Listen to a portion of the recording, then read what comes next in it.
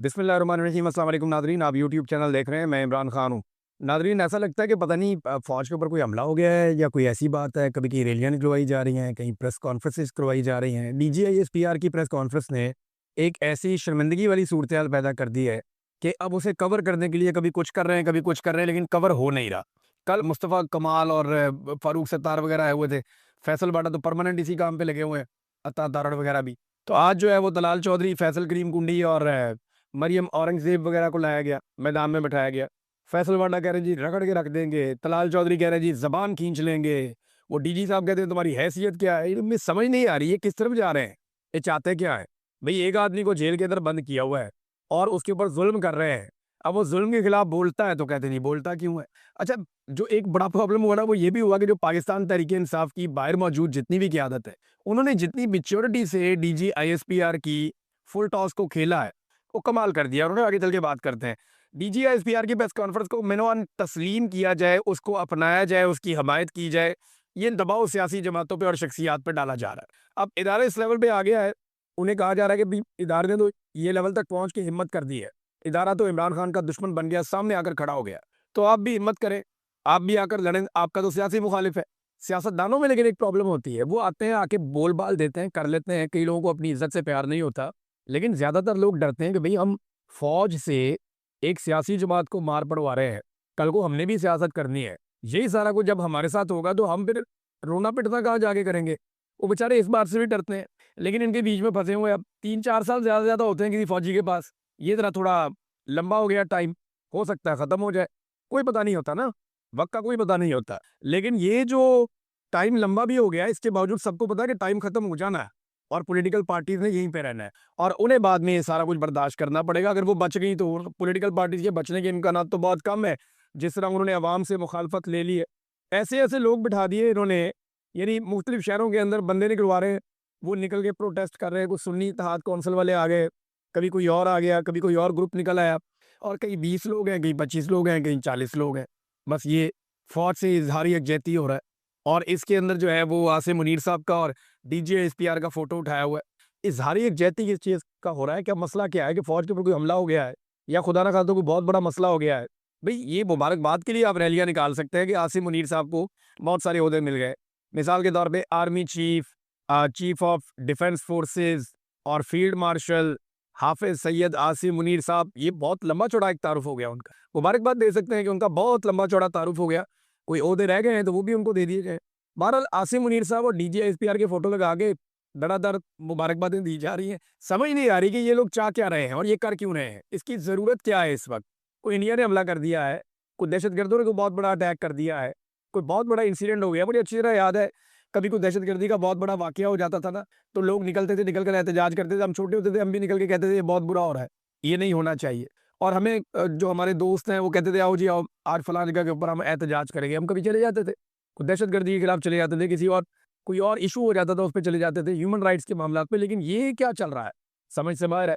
अब इसके अंदर ऐसे-ऐसे लोग बिठा दिए जिन्होंने अमली जामा को अमली पजामा बना दिया। वो लोग बता रहे थे कि ये नून लीगी एमपी है, लीगी एमपी है। वो बैठे हुए हैं जनाब, बैठ के कह रहे हैं जी मलक आसिम मुनीर। एक तो उन्होंने मलक आसिम मुनीर साहब हैं, दूसरा वो कह रहे हैं जी कि इन्होंने कोई अमली पजामा पहनाया है। अमली जामा को अमली पजामा पहना दिया, अंदाज़ा करें आप। और ये लोग आके फ़ौज की तर्जुमानी कर रहे हैं और उनके हिस्से का मुकदमा लड़ रहे हैं। मुझे समझ नहीं आ रही ये प्रेस कॉन्फ्रेंस करने की ज़रूरत क्या थी? और जो एक एक बड़ा प्रॉब्लम है ना वो ये है कि पाकिस्तान तहरीक-ए-इंसाफ ने जो एस्टेब्लिशमेंट को बड़ा झटका दिया, वो मैच्योरिटी का सबूत देकर। यानी इन्हें लगा था कि पाकिस्तान तहरीक-ए-इंसाफ इस किस्म की प्रेस कॉन्फ्रेंस के रद्द-ए-अमल में बड़ा जारहाना मौक़िफ़ अपनाएगी। लेकिन चाहे वो प्रेस कॉन्फ्रेंस हो या उसके बाद जलसा हो, दोनों के अंदर बड़ा नपा-तुला रद्द-ए-अमल दिया पाकिस्तान तहरीक-ए-इंसाफ ने और जो इखलाकी बरतरी है वो हासिल कर ली डीजीआईएसपीआर के ऊपर। अब डीजीआईएसपीआर एक इदारे के तर्जुमान है, इदारे के अंदर अजीब-सी बेचैनी है कि ये किया क्या है इन्होंने और पीटीआई ने एक नपा-तुला बयान देकर अपनी इखलाकी बरतरी इदारे के ऊपर भी रख ली और पाकिस्तान की पॉलिटिकल पार्टीज़ के ऊपर भी रख ली। अब सारे आकर उंगलियों से मिट्टी झाड़ रहे हैं कि हम गवर्नर राज लगा देंगे तो मुल्क में इमरजेंसी लग जाएगी तो ये हो जाएगा। देखिए इमरान खान का जो रद्द-ए-अमल है ना, वो फ़र्द वाहिद के खिलाफ इमरान खान साहब गुस्से में बोलते हैं इसलिए कि वो ज़ुल्म का शिकार है। इमरान खान का ये मानना है कि उनके ऊपर और उनकी फैमिली के ऊपर जितने भी मज़ालिम हो रहे हैं, इनके लिए ज़िम्मेदार आसिम मुनीर साहब है। इमरान खान नवाज़ शरीफ को तो कुछ नहीं कहता ना, शहबाज शरीफ को, ज़रदारी को कुछ नहीं कहता। उनके खिलाफ जो एक पॉलिटिकल एक मुकाबला है वो तो चलता रहता है, वो इनको कहते रहते हैं, उनको कहते रहते हैं, लेकिन एक लिमिट में रहते हैं ना दोनों तरफ के लोग। लेकिन आसिम मुनीर साहब के मामले में इमरान खान साहब बहुत फ्रंट फुट पे चले जाते हैं। वजह क्या है? उन्हें लगता है कि उनके साथ और उनकी फैमिली के साथ जो कुछ भी हो रहा है, बल्कि वो ये दावा करते हैं कि ये आसिम मुनीर साहब कर रहे हैं, वो इसके पीछे है। और डीजीआईएसपीआर ने उनके मौक़िफ़ के ऊपर आके मोहर लगा दी। मोहर लगा दी कि जनाब इमरान खान साहब जो कह रहे थे, वो ठीक कह रहे थे। एक चीज़ जो है ना, ज़हनी मरीज़ का जुमला, ये इंतहाई नागवार जुमला, ये दोनों तरफ से जो भी इस्तेमाल करे है तो नागवार। लेकिन आसिम मुनीर साहब भी एक बहुत बड़ा पंगा है इसमें। मैं आपको बताता हूँ कैसे। देखिए, शहबाज शरीफ साहब को जब से इमरान खान साहब ने अर्दली का लक़ब दिया, लोग उन्हें उसी तरह सोचना शुरू हो गए, उसी तरह देखना शुरू हो गए। और शहबाज शरीफ साहब को आलमी सतह पे भी बाज़ लोगों ने शू शाइन बॉय का नाम दे दिया, और शहबाज शरीफ साहब ने हरकतें भी ऐसी की। अब आसिम मुनीर साहब के बारे में इमरान खान साहब कहते हैं ये ज़हनी मरीज़ है। अब ये ज़हनी मरीज़ अगर किसी मुल्क का आर्मी चीफ है और वो मुल्क एटमी कुव्वत है, तो ये फिर एक नया पंगा है।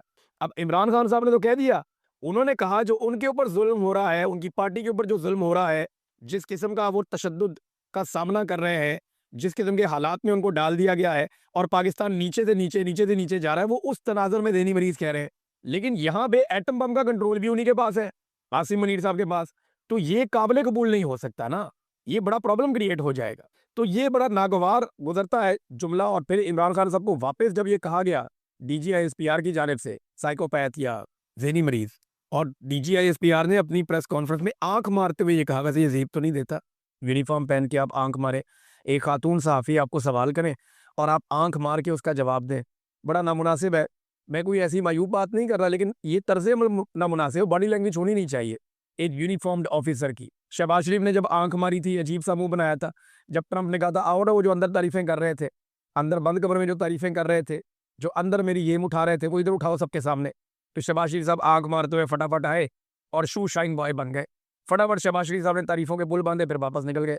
अब उन्होंने भी एक इस तरह का ही मुंह बना के आंख नीचे की थी। ऐसे ही डीजीआईएसपीआर ने तो बाकायदा आंख मार दी। अच्छा, मैंने जब पहले क्लिप देखा ना, मैं हैरान हो गया। मैंने कहा नहीं इस लेवल तक नहीं जा सकते। फिर एक यूट्यूब के ऊपर जाकर देखा, वहां पे भी इसी तरह आंख मारी हुई। वो एक दो जगह पे देखा तो हर जगह पे वो आंख मारी हुई है डीजीआईएसपीआर ने। कितनी मायूब और कितनी बुरी बात है। ये बॉडी लैंग्वेज की बेसिक आइडियोलॉजी इनको पता होनी चाहिए। छोटी छोटी चीज़ों का आइडिया तो होना चाहिए ना। डीजीआईएसपीआर है, आम आदमी तो नहीं है। पूरे इतने बड़े इदारे को, पाकिस्तान का सबसे बड़ा इदारा है, उसको रिप्रेजेंट कर रहे हैं। बहरहाल, अब ये जो ज़हनी मरीज़ वाला मामला है, इमरान खान साहब को भी ज़हनी मरीज़ वापस कह दिया गया, उसकी वजह से ये इशू बहुत उठ गया पूरी दुनिया में। अच्छा, इमरान खान को तो ज़हनी मरीज़ आप साबित कर ही नहीं सकते। वो तो जेल के अंदर बैठा हुआ 2.5 साल से पूरे पाकिस्तान को घुमा रहा है, और आपकी सारी सियासत उसके इर्द-गिर्द घूम रही है। वो आदमी ज़हनी मरीज़ कैसे हो सकता है? वो तो बला का ज़हीन आदमी होगा, जिसने सबको चक्कर दिया हुआ जेल के अंदर बैठ के। जो जेल के अंदर बैठ के अपनी पार्टी नहीं, पूरे मुल्क के निज़ाम के फैसले कर रहा है, और आप उसके सामने मजबूर है। ये वो आदमी है जब पूरी दुनिया कोविड के अंदर, जब कोरोना वायरस आ गया था, पूरी दुनिया कोरोना के अंदर मार खा रही थी। पाकिस्तान की मिलिट्री एस्टेब्लिशमेंट सहाफ़ियों को बुला कर कह रही थी कि इमरान खान पे दबाव डालो, लॉकडाउन लगाए। अपोजिशन जमातों को एस्टेब्लिशमेंट कह रही थी कि इमरान खान पे तुम दबाव डालो, ये लॉकडाउन लगवाए, ये पाकिस्तान को मरवा देगा। लेकिन वो अकेला आदमी डट गया था। उसकी ज़हानत का आप यहाँ से अंदाज़ा करें कि पूरी दुनिया ने तारीफ़ की कि दुनिया में अगर कोई ममालिक टॉप के ऊपर निमट सके कोरोना वायरस से, जिनकी हिकमत-ए-अमली सबसे बेहतर थी, तो उनमें एक इमरान खान था। ज़हीन तो वो उतना है, और इसकी ज़हानत के बारे में बहुत सारे लोग बहुत सारी बातें माज़ी में कर चुके हैं। नाज़रीन, डीजीआईएसपीआर ने शेख मुजीब को गद्दार कहा था। हालांकि गद्दार तो याह्या खान था, ये मैं तो बिल्कुल खुलकर कहूंगा। उसकी एक वजह है ना, याह्या खान की रंगीनियां किताबों के अंदर लिखी हैं, और आज तक कभी किसी ने डिनाई भी नहीं किया। हमारे जो मुजीबुर रहमान शामी साहब है, उन्होंने जो कुछ याह्या खान के बारे में बताया प्रोग्राम के अंदर, टीवी के ऊपर, वो सुनने आगे कानों से धुएं निकल जाएंगे। जितनी तारीख की किताबें वो बताती हैं, मुजीबुर रहमान कमीशन की रिपोर्ट पढ़ ले, वो ये बताती है कि याह्या खान ने जो तबाही फेरी, उसकी वजह से पाकिस्तान 2 टुकड़े हुए। तो गद्दारी तो याह्या खान ने की ना, आइन से भी गद्दारी की, हलफ से भी गद्दारी की, अपने मुल्क से भी गद्दारी की। पाकिस्तान के 90,000 के करीब फौजी भी कैदी बनवा दिए। बड़े लंबे अरसे के बाद जमान पार्क में रौनक वापस आई। जमान पार्क के रास्ते बंद कर दिए थे पुलिस ने, और पंजाब में, ख़ास तौर पे लाहौर में, सुहेल अफरीदी जहाँ जहाँ गए, वहाँ पे पहले से पुलिस ने रास्ते बंद किए। हिकमत अमली ये है कि ज़्यादा लोग इकट्ठे ना हो पाए। यानी सुहेल अफरीदी का रास्ता वो रोक नहीं सकते, क्योंकि एक वज़ीर आला को रोकना, एक वज़ीर आला को गिरफ्तार करना, या सूबाई वज़रा के साथ ऐसा करना, ये प्रोटोकॉल्स के ख़िलाफ़ है। और अगर वो ऐसा करेंगे तो ये एक लिमिट और क्रॉस कर जाएंगे। वैसे मौजूदा हुक्मरानों का और एस्टेब्लिशमेंट का कोई पता नहीं कि वो कोई भी लिमिट क्रॉस कर सकते हैं, क्योंकि एक पागलपन है, एक ज़हनी मर्ज़ है जो काबू ही नहीं आ रहा। बहरहाल, सुहेल अफरीदी को तो गिरफ्तार नहीं कर रहे, और ज़बरदस्ती सुहेल अफरीदी को रोक भी नहीं पा रहे। लेकिन सुहेल अफरीदी के आने से पहले जैसे ही इनको इत्तला मिलती है कि अब ये फ़लाँ जगह पे जाएंगे, तो वहाँ पुलिस पहुँच जाती है, रुकावटें डाल देती है, बैरियर्स लगा देती है और कोशिश की जाती है कि कम से कम लोग उस जगह पे पहुँचे। लेकिन हर जगह पे इसके बावजूद बड़ी तादाद में पाकिस्तान तहरीक-ए-इंसाफ के लोग आ जाते हैं। यानी इतनी फस्तायत और इतने जुल्म के बाद जब आपको पता चले फौरी तौर पे कि अब यहाँ जाना है तो कारकुन पहुँच जाएँ तो ये बड़ी बात होती है। और बहुत सारे गिरफ्तार भी हुए हैं, हर घर के अंदर छापा पड़ा है। जो कारकुन है पाकिस्तान तहरीक-ए-इंसाफ के उनके लिए ज़मीन तंग की हुई है। लंबे अरसे से पाकिस्तान तहरीक-ए-इंसाफ का झंडा तक उठाने नहीं दिया गया। इमरान खान साहब की कोई फ़ोटो लगाने की पंजाब पूरे में इजाज़त नहीं है। ऐसे में भी अगर लोग निकल रहे हैं तो बड़ी बात है। ज़मान पार्क में बड़े अरसे बाद रौनक लगी। ये सुहेल अफरीदी साहब गए, रुकावटें फिर हट गईं। जब वो पहुँचे तो उनसे पहले कारकुनों ने रुकावटें हटा दी, पुलिस वगैरह को हटाया वहाँ से। ये लोग गए, इमरान खान साहब की बहनें भी आईं, फैमिली के बाकी लोग भी आए। तो ज़मान पार्क को खोला गया। काफ़ी अरसे के बाद वहाँ अंदर के मनाज़िर लोगों ने देखे। अब इमरान खान साहब को जब से गिरफ्तार किया गया है तब से लेकर अब तक यहाँ पे बिल्कुल एक बंदिश है और किसी किस्म का कोई एक्टिविटी यहाँ पे नहीं देखी गई। लेकिन अब एक्टिविटीज़ हो रही हैं लाहौर में। वुकला से बातचीत की सुहेल अफरीदी ने, एक अच्छा तगड़ा खिताब किया। वहाँ पे वुकला ने बड़ी दिलचस्पी शो की, बड़ी तादाद में वकील वहाँ पे मौजूद थे। वकीलों को उन्होंने ये कहा कि जी ये बदमाशी पुलिस की आपको ख़त्म करनी पड़ेगी। वुकला को अपना किरदार अदा करना पड़ेगा और वुकला ये कर सकते हैं क्योंकि उनका रोज़ का थाने कचहरी का काम है। आम शहरी जो है वो तभी हौसला पकड़ेगा जब वुकला और सिविल सोसाइटी और बाकी लोग जो ह्यूमन राइट्स के लिए काम करते हैं, जब वो खड़े हो जाएंगे तो आम आदमी भी खड़ा हो जाएगा। और आम आदमी जो है वो तो इंतज़ार कर रहा है कि कोई भी मूव चले, कुछ भी हो, धक्का लगाने का टाइम आए तो आम आदमी निकल कर धक्का ज़रूर लगाएगा। ये मैं अच्छी तरह जानता हूँ।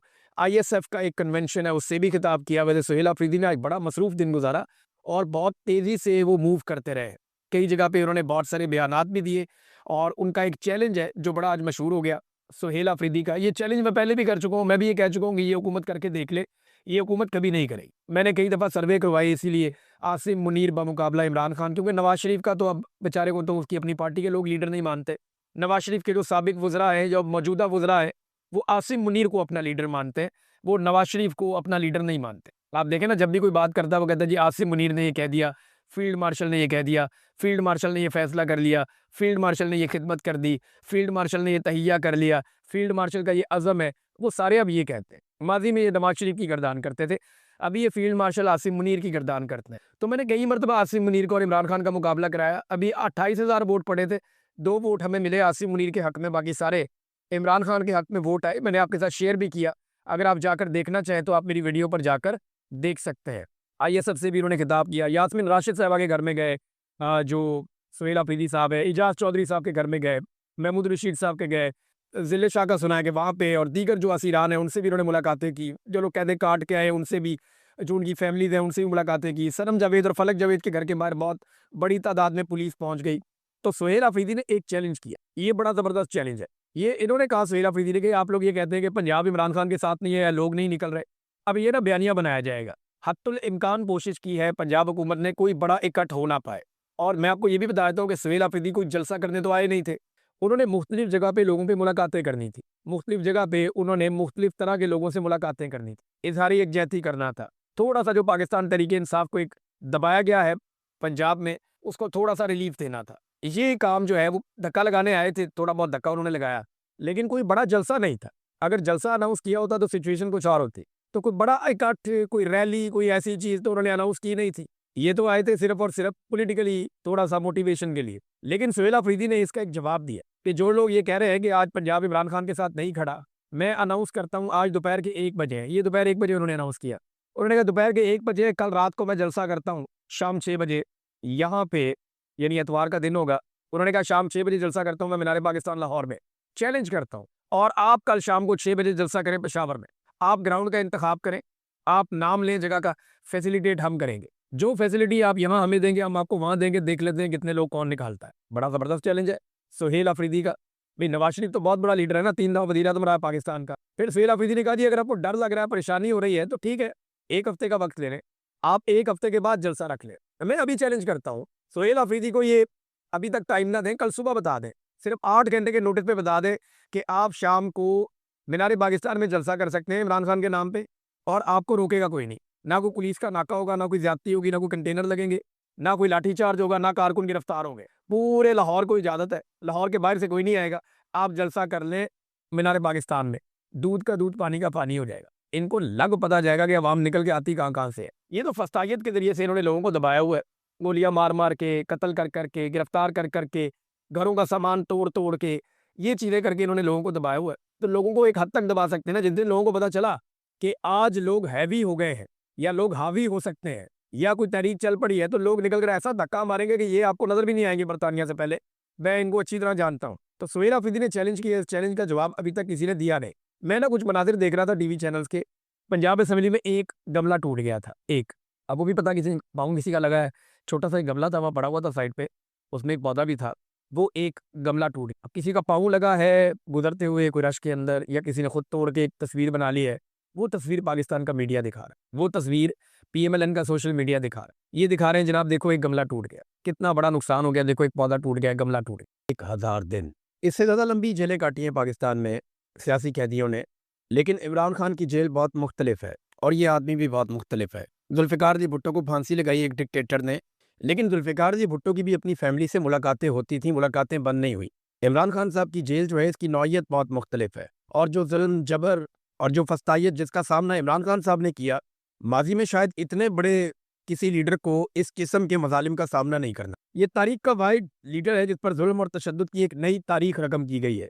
क्या कुछ किया गया इमरान खान के साथ, उन्हें कैद तन्हाई में रखा गया। हालांकि जो सजा इमरान खान साहब को दी गई झूठे केसेस में, उसमें कैद तन्हाई का कहीं पे भी जिक्र नहीं है। तन्हाई में रखना किसी शख्स को खुद एक टॉर्चर है, और लगातार इमरान खान साहब को इस टॉर्चर से गुजारा जा रहा है। इमरान खान साहब को सलाम का जवाब तक नहीं दिया जाता, और ये शिकायत आपको याद होगा, जब मैं आईएसआई की कैद से आया था तब मैंने ये शिकायत की थी कि वहां पे कोई सलाम का जवाब भी नहीं देता, और इस बात की बड़ी अजियत और तकलीफ होती है। अब मैं महसूस कर सकता हूं कि इमरान खान साहब कितनी शदीद अजियत से इस वक्त गुजर रहे हैं। इमरान खान साहब को जेल में डाल के उनकी पार्टी को तोड़ दिया गया, तहस नहस कर दिया गया, बंदे उठा लिए गए, अगवा करवा दिए गए, जबरदस्ती पार्टी छुड़वाई गई। फिर जो लोग बचे, पार्टी का इंतखाबी निशान भी छीन लिया गया। फिर इमरान खान साहब पर इद्दत जैसे घटिया तरीन मुकदमात बनाए गए। इन 1000 दिनों में ये कुछ हुआ है, और इन्हीं 1000 दिनों में इलेक्शन से सिर्फ एक हफ्ता पहले इमरान खान साहब पे, उनकी अहलिया पे, उनको लंबी लंबी सजाएं सुना दी गई। 30-30 साल तक सजाएं इमरान खान को और उनकी अहलिया को सुना दी गई ताकि वो इलेक्शन हार जाए। नॉर्मली लीडर्स को जेलों में डाला जाता है, इमरान खान की अहलिया को भी जाली मुकदमात में जेल में डाल दिया गया। फैमिली से मुलाकातें बंद करवा दी गई, वकला भी इमरान खान साहब से दूर कर दिया गया, उनकी मुलाकातें भी नहीं हो रही। इमरान खान की बीवी को गिरफ्तार करके सख्त तरीन कैद में डाला गया। ये मिसालें माजी में नहीं मिलती, मैं इसलिए बार बार आपको कह रहा हूँ। इमरान खान के खिलाफ आईएसपीआर के डीजी तक ने खुद प्रेस कॉन्फ्रेंसेस की। इमरान खान के साथ वो कुछ किया गया कि उनकी एक आंख की बिनाई भी जाती रही।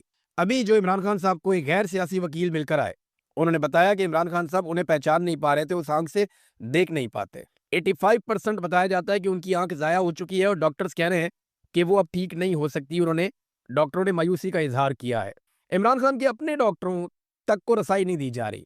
उनकी मेडिकल रिपोर्ट्स, उनकी अपनी फैमिली को या उनके फैमिली के डॉक्टर्स को मेडिकल रिपोर्ट्स नहीं दी जा रही। बस एक गोलमोल पेपर जारी कर दिया जाता है अस्पताल की जानिब से कि इमरान खान साहब आए थे, उनका जनाब इलाज किया गया है। इमरान खान की पार्टी के कारकुनों पर गोलियां चला दी गई। बार बार इमरान खान को इन 3 सालों में डील ऑफर की गई। इन 1000 दिनों में इमरान खान को बार बार डील ऑफर की गई। बार बार इमरान खान को कहा गया कि आप अगर ये कर लें तो हम आपको छोड़ देते हैं, अगर आप वो कर लें तो आपको छोड़ देते हैं, अगर आप ये कर लें तो कुछ अरसे में चीजें ठीक हो जाएंगी। लेकिन इमरान खान ने जैसा कि कौम के साथ वादा किया, किसी भी किस्म का कंप्रोमाइज करने से इनकार किया, और अभी तक वो अपनी बात पर डट के खड़े हुए हैं। 200 से ज्यादा मुकदमात इमरान खान पे बना दिए गए।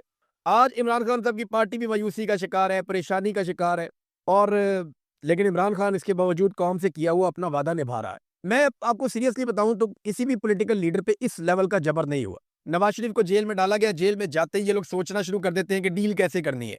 नवाज शरीफ ने भी डील की। इस मरतबा नवाज शरीफ और उसकी बेटी जब पकड़े गए तो इन्होंने फौरी तौर पर डील की, और डील करके पाकिस्तान से बाहर मियां साहब निकल गए। बेटी ने सियासत शुरू कर दी, और कुछ ही अरसे में मिलिट्री एस्टेब्लिशमेंट से डील करके, जनरल बाजवा को एक्सटेंशन का वादा करके ये लोग वापस इक़्तिदार में आ गए, इमरान खान की हुकूमत गिराकर। जिस दिन शहबाज शरीफ पर फर्द जुर्म आयद होनी थी, उस दिन शहबाज शरीफ जो है उसको वज़ीर आज़म बना दिया गया, और फातिहाना अंदाज में मरियम नवाज ने वज़ीर आज़म हाउस का चक्कर लगाया ये बताने के लिए कि देखो हम वापस आ गए। इमरान खान के साथ जो इस निज़ाम ने किया इससे पहले कभी नहीं हुआ, और इमरान खान ने इस निज़ाम के साथ जो किया वो भी निज़ाम के साथ पहले कभी नहीं हुआ। इमरान खान ने वो कुछ पाकिस्तान में एक्सपोज कर दिया मिलिट्री एस्टेब्लिशमेंट को खास तौर पे, जो पाकिस्तान का कोई भी सियासी लीडर माजी में कभी नहीं कर पाया। आसिफ अली जरदारी और नवाज शरीफ साहब इस लेवल तक मजबूर हो गए कि अब उन्हें हमेशा जूते पॉलिश करने पड़ेंगे। उन्हें पता चल गया कि अवाम में मकबूलियत के लिए अब कोई जगह नहीं बची। अब जितना दाव लगाता है दाव लगाओ, जितनी देर तक कायम रह सकते हो हुकूमत में कायम रहो, और फिर भाग जाओ। वो ये जानते हैं कि ये उनकी आखिरी बारियां हैं। जब तक मिलिट्री एस्टेब्लिशमेंट उनको सहारा देगी तब तक वो चलेंगे, और जिस दिन मिलिट्री एस्टेब्लिशमेंट का हाथ उनके पीछे से हट गया, और इमरान खान को मैं आपको एक चीज बताऊं, ये अपने दिल पर हाथ रख के जितने जर्नैल है ना, वो एक दफा सोच लें कि जो कुछ उन्होंने इमरान खान के साथ किया है, क्या इसका आधे से आधा भी वो बर्दाश्त कर सकते हैं? तो साफ बात है, इनमें से कोई भी नहीं बर्दाश्त कर सकता इस उम्र में। आज इमरान खान की 74 साल उम्र है। 70 साल से ज्यादा उम्र के आदमी को इन्होंने उठाकर जेल में डाला। 1000 दिन हो गए, वो आदमी इनसे नहीं टूट रहा, और वो कहता है मैं इनसे नहीं टूटूंगा। मुझे डरा हुआ देखना इनकी हसरत रह जाएगी, ये इमरान खान ने कहा था। और मैं आसिम मुनीर के सामने घुटने नहीं टेकूंगा, मैं इससे हार नहीं मानूंगा, मैं इसकी गुलामी कबूल नहीं करूंगा, ये इमरान खान साहब ने कहा था। तो कोई भी इतनी मार बर्दाश्त नहीं कर सकता जितनी इमरान खान साहब ने बर्दाश्त कर ली है, जितना उनको परेशान किया है, जितना उनकी फैमिली को परेशान किया, कि उनकी बहनों को बार बार गिरफ्तार कर लेते हैं, सड़कों में मारते हैं, घसीटते हैं, उठाकर ले जाते हैं, उनके घरों में छापे मारते हैं, उनके खानदान के लोगों को, उनके भांजे तक को गिरफ्तार किया हुआ है। कई लोग उनके खानदान के भागे हुए हैं। पार्टी की हालत अजीबोगरीब कर दी है। पाकिस्तान में 1 लाख से ज्यादा घरों में चादर और चारदीवारी का तकद्दुस पामाल कर दिया। ये सब कुछ किया, इसके बदले में हासिल क्या किया? एक आदमी को जेल में डाला, 1000 दिन हो गए, आपने हासिल क्या किया? क्या पाकिस्तान की मईशत ठीक हो गई? नहीं। क्या पाकिस्तान में अमन अमान की सूरत ठीक हो गई? नहीं। पाकिस्तान की अदलिया काबिल फख्र है? नहीं। पाकिस्तान में मीडिया आज़ाद है? नहीं। पाकिस्तान के अंदर कोई एक शोबा तरक्की कर रहा है? नहीं। मल्टीनेशनल कंपनियां पाकिस्तान आ रही है? नहीं, वो तो उल्टा भाग रही हैं। क्या पाकिस्तान में सरमायाकारी आ रही है? नहीं आ रही। सिर्फ फील्ड मार्शल आसिम मुनीर साहब की इज्जत हो रही है, वो भी सिर्फ डोनाल्ड ट्रंप कर रहा है, और डोनाल्ड ट्रंप की वजह से बाकी सारे भी कर रहे हैं। तो ये कब तक चलेगा मामला? जब मुल्क नहीं चलेगा तो फिर कुछ भी नहीं चलेगा। एक आदमी से कोई फर्क नहीं पड़ता। और ये याद रखिएगा कि ये निजाम इस वक्त इस मुल्क के सबसे मकबूल लीडर को आहिस्ता आहिस्ता कत्ल कर रहा है। और ये मैं नहीं आपको कह रहा, ये इमरान खान ने अपनी बहन उज़मा खानम को कहा कि ये मुझे कत्ल कर देंगे, और अब ये मुझे कत्ल कर रहे हैं। इमरान खान ने अपनी बहन को खुद कहा था।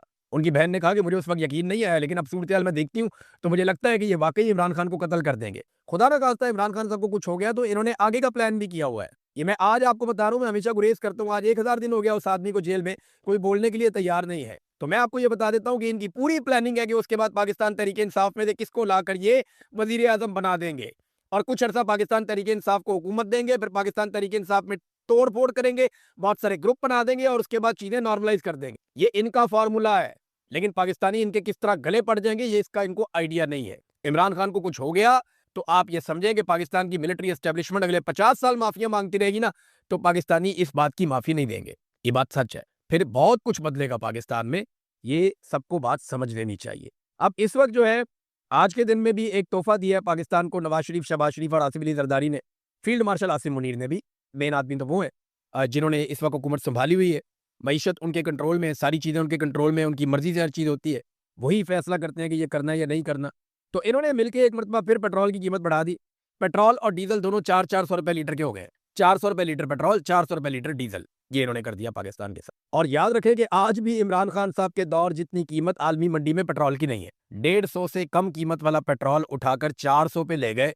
ये इन्होंने अवाम को रिलीफ दिया है, क्योंकि 150 का पेट्रोल बहुत महंगा था। ये महंगाई मार्च कर रहे थे। फजलुर रहमान साहब जो है वो खुद बहुत जबरदस्त किस्म के एहतजाज कर रहे थे। रोला डाला हुआ था फजलुर रहमान साहब ने कि ये कैसे हो सकता है कि 150 रुपए का पेट्रोल, फजलुर रहमान साहब महंगाई मार्च निकाल रहे हैं, ये कर रहे हैं, वो कर रहे हैं, यहाँ एहतजाज, वहां एहतजाज। आज फजलुर रहमान साहब पुरसकून अंदाज में बैठे 400 रुपए लीटर पेट्रोल ले रहे हैं। अपने पैसों से लेना हो तो फिर मुश्किल भी होती है। ऐसा लगता है कि शायद उनको पेट्रोल फ्री मिल जाता है, या ऐसा लगता है कि उनके पास बहुत सारे पैसे हैं तो उन्हें फिक्र नहीं है कि पेट्रोल महंगा हो रहा है।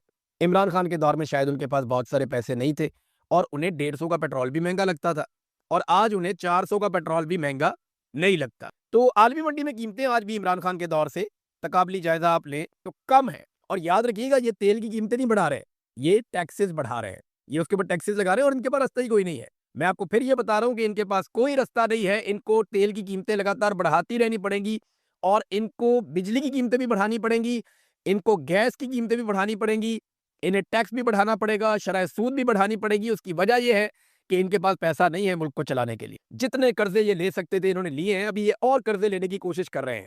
ये सिर्फ कर्जे से और टैक्सों से मुल्क को चलाएंगे। मुल्क में मईशत का पहिया चलाने का इनके पास कोई मंसूबा नहीं है। जब तक ये हुकूमत रहेगी और ये निज़ाम रहेगा, पाकिस्तान में सियासी इस्तेहकाम नहीं आएगा और पाकिस्तान में मईशत का पहिया नहीं चलेगा। बज़ाहिर तो यही दिखाई दे रहा है। अब नाज़रीन, आ जाए ज़रा बैनुल अक़वामी खबरों की तरफ। तो डोनाल्ड ट्रंप ने ऐलान किया और एक इंटरव्यू देते हुए कहा कि मैं जंग जीत चुका हूं, मगर बड़े मार्जिन से जीतना चाहता हूं। ईरान हार तस्लीम करने ये मुतालबा अमेरिका बार बार कर रहा है। देखिए, डोनाल्ड ट्रंप के लिए एक बड़ा तारीखी लम्हा है और बहुत बड़ी मुश्किल है उनके लिए। वो एक हारे हुए सदर की हैसियत से तारीख में जिंदा नहीं रहना चाहेगा। यानी डोनाल्ड ट्रंप के बाकी 2.5 साल रह गए हैं, दुनिया को ये बर्दाश्त करने पड़ेंगे। अगर उनके खिलाफ मुआखजा आ जाता है और वो मिड टर्म इलेक्शन हार जाते हैं तो सूरत मुख्तलिफ हो जाएगी। फिर शायद दुनिया साल एक के अंदर अंदर डोनाल्ड ट्रंप को देखे कि वो जा रहे हैं या फारिग हो रहे हैं। लेकिन डोनाल्ड ट्रंप तारीख में भी अपना नाम लिख कर जाना चाहते हैं। बहुत पैसा कमाया उन्होंने, अमेरिकन मीडिया के अंदर थे, बड़ा उनका नाम था, फिर वो अमेरिका के सदर बन गए, फिर एक मरतबा फिर सदर बन गए। अमन का नोबेल इनाम वो हासिल करना चाहते हैं, उन्होंने अपना बोर्ड ऑफ पीस भी बना दिया। तो डोनाल्ड ट्रंप को तारीख में अपने आप को बड़ा शानदार आदमी कहलवाना है। अब अगर ईरान ये तस्लीम नहीं करता कि वो जंग हारा है तो ट्रंप के लिए बड़ी मुश्किल है। तो इसके लिए ट्रंप ने बड़ी कोशिश की है और बड़े पैमाने पर हथियार इस वक्त भी इसराइल में पहुंचाए जा रहे हैं। गुज़िश्ता 24 घंटों में जो रिपोर्ट आई है बैनुल अक़वामी मीडिया में, वो ये बताती है कि गुज़िश्ता 24 घंटों में बहरी जहाज़ों और कार्गो जहाज़ों के जरिए 6,500 टन फौजी साजो सामान और हथियार इसराइल में पहुंचे हैं। यानी इतने बड़े पैमाने पर हथियार पहुंच रहे हैं। एक तो डोनाल्ड ट्रंप का स्टेटमेंट है कि ईरान हार तस्लीम करे, मैं बड़े मार्जिन से जंग जीतना चाहता हूं। दूसरी तरफ ना 2 बयानात और हैं। एक बयान है ईरानी सदर का और एक बयान है ईरान के सुप्रीम लीडर का। ये दोनों बयान बड़े इंपॉर्टेंट हैं। इनको आप सुनेंगे तो आपको आइडिया होगा कि ईरान अब किस तरफ जाएगा। यानी ये तासुर बन रहा है ना कि ईरान आपने हुर्मुज़ को छोड़ देगा एक वक्त आएगा, या ईरान एटमी मामलात के ऊपर एक मुआहिदा कर लेगा जैसा अमेरिका चाहेगा, या चीज़ें नॉर्मलाइज हो जाएंगी। वो ईरान के दिमाग में ये फार्मूला नहीं चल रहा। उनके स्टेटमेंट से आपको आइडिया होगा कि वो क्या सोच रहे हैं। मैं आपको बताता हूँ, देखिए पहले तो आप ईरानी सदर का लेना। वो ये कहते हैं, और उन्होंने इसके ऊपर ना बड़ा सख्त रद्द-ए-अमल दिया नाकाबंदी पे। उन्होंने कहा जी कि अमरीकी बहरी नाकाबंदी फौजी कार्रवाइयों का तसलसल है। इस ज़ालिमाना तर्ज़-ए-अमल का तसलसल नाकाबिले बर्दाश्त है। दुनिया ईरान के सब्र और मफ़ाहमत की गवाह है कि ईरान ने पूरी कोशिश की। बहरी नाकाबंदी की आड़ में जो कुछ किया जा रहा है वो एक ऐसी कौम के खिलाफ फौजी कार्रवाइयों का तसलसल है जो अपनी मज़ाहमत और आज़ादी की कीमत अदा कर रही है। इस ज़ालिमाना तर्ज़-ए-अमल का तसलसल नाकाबिले बर्दाश्त है। ऐसा लगता है कि ईरान इस नाकाबंदी को ख़त्म करना चाहता है। ज़रा आप ये देखें कि जो मुश्तबा ख़ामनई का स्टेटमेंट आया, मैंने उसके अहम पॉइंट्स निकाले हैं। 5 बड़े अहम पॉइंट्स हैं जो मुश्तबा ख़ामनई, क्योंकि देखें वो उन्हें चोट लगी हुई है, वो ज़ख्मी है और जहाँ पे वो मौजूद हैं वहाँ पे कोई जाता नहीं है। उनकी अपनी लीडरशिप भी उनके करीब नहीं जाती। कोई उनके पास जाने की जो है वो कोशिश नहीं करता कि उनकी लोकेशन पता चल जाए। तो बहुत पुराना एक तरीका है रुक्काबाज़ी। वो वहाँ से एक रुक्का लिख कर भेजते हैं, वहाँ से उनको भी तहरीरी तौर पे भिजवाया जाता है, सूरत-ए-हाल वो वहाँ से पढ़ते हैं और उनको इन्फॉर्मेशन मिलती है अपने सोर्सेज़ से, और वो फिर तहरीरी तौर पे अपना पैगाम भिजवाते हैं। वो अपनी ऑडियो पैगाम भी नहीं भिजवाते, किसी रेडियो का इस्तेमाल भी नहीं करते कि किसी जगह पे रेडियो के ज़रिए से भी अगर उनकी आवाज़ डिटेक्ट हो जाती है तो उनकी लोकेशन का पता चल सकता है। तो वो अपनी लोकेशन को बहुत खुफिया रखा हुआ है और इस वक़्त वो ज़ख्मी हैं, उनके पास तिब्बी अमला भी है बैनुल अक़वामी मीडिया रिपोर्ट्स के मुताबिक। जो चीज़ें उन्होंने कही ना, उनमें 5 चीज़ें बड़ी इंपॉर्टेंट हैं। जो उनका लेटेस्ट एक पैगाम आया है ईरानी कौम के नाम और ईरान के लोगों के नाम। उन्होंने कहा कि आबना हुर्मुज़ ईरान का एक स्ट्रेटेजिक असासा है। यानी ये नाकाबिले मुज़ाकरात है, इस पे तो वो बात नहीं करेंगे। वो उसको अपना स्ट्रेटेजिक असासा कह रहे हैं। फिर उन्होंने कहा खलीज फ़ारस के मुस्तकबिल का तसव्वुर अमेरिका के बगैर है। यानी ये सारा जो उन्होंने बयान दिया उसमें अमेरिका का खलीज फ़ारस में कोई रोल नहीं है। ये उनके स्टेटमेंट के बीच में से एक नुक्ता ये है। एक नुक्ता उनके पैगाम में ये है कि आबना हुर्मुज़ का इंतज़ाम ईरान के हाथों में है इस वक़्त और ईरान खुद मुख्तार फ़ैसले करे। और एक और नुक्ता जो उनके इस पैगाम से निकला वो ये है कि आबना हुर्मुज़ के जो माशी फ़वाइद हैं वो मुस्तकबिल में ईरानी अवाम तक पहुँचाए जाएँगे। यानी वो इसको अब एक ना सिर्फ स्ट्रेटेजिक असासे के तौर पे देख रहे हैं, बल्कि वो ये देख रहे हैं कि इससे हम पैसे कमा के अपनी कौम पे लगाएँगे। तो वो तो इसको छोड़ने वाले नहीं हैं। ऐसा लगता है कि आबना हुर्मुज़ को वो नहीं छोड़ेंगे, जैसा कि कल अमरीकी प्रोफ़ेसर ने कहा था कि ईरान पागल ही होगा अगर आबना हुर्मुज़ को छोड़ेगा। अब वो इसको नहीं छोड़ेगा और वो इसको अपने कंट्रोल में रखेगा। फिर एक चीज़ और है कि उन्होंने कहा कि एटमी और मिसाइल टेक्नोलॉजी कौमी असासा है, यानी ये नाकाबिले मुज़ाकरात है। ये हैं वो अहम चीज़ें जो मुश्तबा ख़ामनई ने कहीं। तो इस तरह तो मुज़ाकरात नहीं होते। जो डोनाल्ड ट्रंप मांग रहा है ये तो उसके बिल्कुल उलट है और ये बड़े सख्त गिर इनके नज़रियात हैं। तो डोनाल्ड ट्रंप को वो नहीं मिलता, तो डोनाल्ड ट्रंप के पास ऑप्शन क्या है? वो एक हमला कर सकता है दोबारा। अगर वो एक दोबारा हमला करेगा, अपनी जीत की अनाउंसमेंट करेगा और लड़ाई को ख़त्म करेगा, तो क्या ये मुमकिन है? ईरान ने इसके ऊपर जो स्टेटमेंट दिया ईरानी फ़ौज ने, और जो उनका पूरा फ़िज़ाई हमलों का डिपार्टमेंट है, उन्होंने ये कहा कि अगर अमेरिका ने और इसराइल ने हमारे ऊपर महदूद हमला करने की भी कोशिश की, तो ईरान जो है इसके ऊपर भरपूर जवाबी हमला करेगा और तवील जवाब देगा। यानी एक तो उन्होंने कहा जी कि हम अब छोटी लड़ाई नहीं लड़ेंगे, लड़ाई होगी तो हम पूरी लड़ाई लड़ेंगे फुल फ्लेज। और साथ ही उन्होंने ये भी कहा कि यानी इससे अंदाज़ा होता है कि उनकी ये कैपेसिटी है कि अभी वो एक लंबी लड़ाई लड़ सकते हैं। कालीबाफ ने एक नक्शा जारी किया और नक्शे के साथ एक अमरीकी प्रोपेगेंडे का जवाब दिया। अमेरिका ने कहा कि हम ईरान को घेरा डाल रहे हैं, चारों तरफ से ईरान को घेर रहे हैं। तो इस पे कालीबाफ ने कहा कि अगर आप अमेरिका में 2 दीवारें बनाएँ ना, मशरिक से लेके मगरिब तक, यानी अटलांटिक ओशियन और पैसिफिक ओशियन इनके बीच में आप 2 दीवारें बनाएँ अमेरिका के गिर्द, तो वो जितनी लंबी दीवारें बनती हैं ना, उनसे भी 1000 किलोमीटर लंबी हमारी सरहद है ईरान की। साथ ही उन्होंने कहा good luck blocking a country with those borders, कि इतनी लंबी सरहदों वाली एक मुल्क को आप ब्लॉकेज करना चाहते हैं, उसको घेरना चाहते हैं, तो गुड लक, करके देख लें आप। फिर साथ ही जो है वो उन्होंने पीट हेग्सेथ जो अमरीकी वज़ीर दिफ़ा हैं, उनके लिए लिखा कि 1 kilometre is equal to 0.62 miles. यानी उसकी आसानी के लिए बता दिया कि जनाब आपको आसानी के लिए बता दूँ कि आपके मील चलते हैं, तो किलोमीटर में और मील में इतना फ़र्क होता है। तो ये इतना आसान नहीं है कि आप ईरान का घेरा डाल लेंगे। ईरान बहुत बड़ा मुल्क और यही बात तमाम दिफ़ाई माहिरीन बार-बार समझाते हैं। बार-बार ये बात बताते हैं कि ईरान रकबे के लिहाज से इतना बड़ा मुल्क है कि इतना आसान नहीं है कि आप उसको चारों तरफ से घेर के उसके ऊपर कोई अटैक कर दें और आप मुकम्मल तौर पे उस पे कब्ज़ा कर लें। वहाँ पे 3 करोड़ लोगों ने अपनी रजिस्ट्रेशन करवा ली है लड़ाई लड़ने के लिए। भई 2, 4, 10, 20, 50 हज़ार लोग हों या 1 लाख, 2 लाख लोग हों तो अलग बात है। वहाँ 3 करोड़ लोगों ने अपनी रजिस्ट्रेशन करवा ली है। वो पूरी कौम ही जंग के मूड में आ गई है और आयतुल्लाह अली ख़ामनई ने अपनी कुर्बानी देके पूरी कौम को खड़ा कर दिया है। अब सूरत-ए-हाल आपके सामने है। नाज़रीन, नेतन्याहू ने एक बयान जारी किया है और अपनी बहरिया को शाबाश दी है कि उन्होंने ग्लोबल स्मूथ फ्लोटिला को वापस धकेल दिया है। ये वो कारकुन है, इंसानी कारकुन, जो गज़ा जाना चाहते हैं, इंसानी इमदादी सामान लेकर, लेकिन इन्हें इज़राइली फ़ौजियों ने घेर लिया था, इन्हें पकड़ लिया था, इनकी मवासलाती निज़ाम बंद हो गया था, इनसे राब्ते भी मुनक़ता हो गए थे और ये काफ़ी अलग-अलग मुल्कों से लोग हैं। इसके ऊपर एक मज़म्मती स्टेटमेंट भी कुछ ममालिक ने जारी की है, जिनमें उर्दन, Spain, Pakistan, Libya, Brazil, Bangladesh, तुर्की, जनूबी अफ्रीका, कोलंबिया, मालदीव, मलेशिया वगैरह शामिल हैं। तो इन्होंने इसके ऊपर एक मज़म्मती स्टेटमेंट जारी करते हुए कहा कि ये पुरअमन शहरियों का इंसानी इक़दाम है, जिसका मकसद गज़ा में जारी नस्लकुशी का आलमी तवज्जो उस तरफ लेकर आना है कि यहाँ पे नस्लकुशी हो रही है। इन्हें हिरासत में लेना गैर कानूनी है, बैनुल-अक़वामी कवानीन की खिलाफ वर्ज़ी है, काफ़ी हमें तशवीश है, इनको फ़ौरी तौर पे रिहा किया जाए। लेकिन मैं आपको एक अजीब चीज़ बताऊँ कि उर्दन के अलावा किसी भी अरब मुल्क ने अभी तक इस मामले में इसराइल के खिलाफ मज़म्मत नहीं की। जबकि यहाँ जो यूरोपीय ममालिक हैं, उनमें से भी सिर्फ़ स्पेन का नाम सामने आ रहा है और स्पेन में आपको बताता हूँ, ये वो मुल्क है जहाँ से ये काफ़िले रवाना हुए थे। मैं उस दिन स्पेन में था, मैंने खुद ये काफ़िले रवाना होते हुए देखे वहाँ से। जब ये मुख्तलिफ़ ममालिक से आए हुए लोग रवाना हो रहे थे और ये जा रहे थे गाज़ा की जानिब। नाज़रीन, एक और बड़ी खबर है और खबर ये है कि ईरान अपने फुटबॉल मैचेज़, ये फीफा के सदर हैं, उन्होंने ये कह दिया कि वो अपने फुटबॉल मैचेज़ अमेरिका में खेलेगा। क्योंकि फीफा वर्ल्ड कप आ रहा है जून के महीने में। मेरे ख़्याल में 16 जून को पहला मैच है ईरान का, उसके बाद 21 जून को है, उसके बाद कोई 27 जून को है। तो इस तरह ईरान के मैचेज़ हैं और ईरान जो है वो जी पोल में है गालिबन। वहाँ पे 3 टीमों के साथ ईरान के 3 मैचेज़ हैं। तो ये ईरान जो है वो अपने फुटबॉल मैचेज़ अमेरिका में खेलेगा। ये इस दफ़ा जो वर्ल्ड कप हो रहा है, ये अमेरिका में, कनाडा में और एक मेक्सिको में ये वर्ल्ड कप हो रहा है फुटबॉल का, फीफा वर्ल्ड कप। और आज से 1-2 महीने के बाद ये शुरू हो जाएगा, फिर पूरी दुनिया को फीफा का बुखार चढ़ जाएगा। वो आपको पता है दुनिया में कितना मकबूल है ये खेल। नाज़रीन, एक और चीज़, अमेरिका का जंग में अब तक खर्चा कितना हुआ है? तो ये सीबीएस की एक न्यूज़ आई है, ये अमेरिकन मीडिया है। इन्होंने बताया कि अमेरिकी ऑफ़िशियल्स अब ये बता रहे हैं कि ईरान जंग में अब तक जो नुकसान हुआ अमेरिका का, या जो खर्चा हुआ सारा, जो कॉस्ट पड़ी अमेरिका को इस जंग की, वो 50 अरब डॉलर था। इससे पहले पेंटागन ने 25 अरब डॉलर के करीब बताया था। लेकिन अब ये बता रहे हैं कि 50 अरब डॉलर है, क्योंकि तबाहशुदा साज़ो-सामान, बेसेस और जो असासे अमेरिका के तबाह हुए हैं, इन सबको अगर आप मिलाएँ तो लगभग 50 अरब डॉलर का अमेरिका का नुकसान हुआ है। ये बहुत बड़ी अमाउंट, बहुत बड़ा नुकसान अमेरिका का हुआ है इस जंग में। अब देखते हैं अमेरिका अपना ये खर्चा कैसे पूरा करता है। अब तक के लिए इतना ही, अपना ख्याल रखिए, अपने इस चैनल का भी। अल्लाह हाफ़िज़।